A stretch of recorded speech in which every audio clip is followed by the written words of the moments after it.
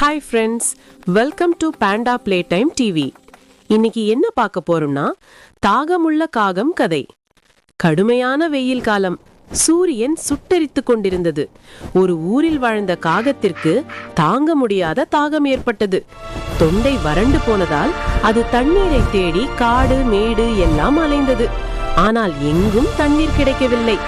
காகம் மிகவும் சோர்வடைந்தது. நம்பிக்கையை விடாமல் பறந்தபோது ஒரு வீட்டின் தோட்டத்தில் மண்பானை ஒன்று இருப்பதை பார்த்தது.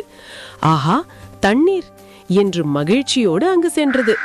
ஆனால் பானைக்குள் எட்டி பார்த்தபோது அதற்கு ஏமாற்றமே மிஞ்சியது.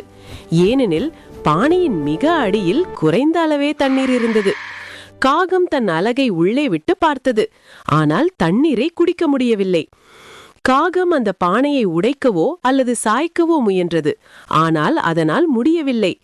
அப்போதுதான் அதற்கு ஒரு புத்திசாலித்தனமான யோசனை தோன்றியது. பானையின் அருகில் நிறைய சிறிய கூழாங்கற்கள் கிடந்தன. காகம் சற்றும் சோம்பேறித்தனம் படாமல் ஒவ்வொரு கல்லாக தன் அலகால் எடுத்து வந்து அந்த பானைக்குள் போட்டது. கற்கள் உள்ளே விழ விழ தண்ணீர் மட்டம் மெதுவாக மேலே வர தொடங்கியது. நீண்ட நேர முயற்சிக்கு பிறகு தண்ணீர் பானையின் விளிம்பிற்கு வந்தது. காகம் தன் தாகம் தீரும் வரை வயிறார தண்ணீரை குடித்தது. பின்னர் மகிழ்ச்சியோடும் தெம்போடும் சிறகடித்து பறந்து சென்றது.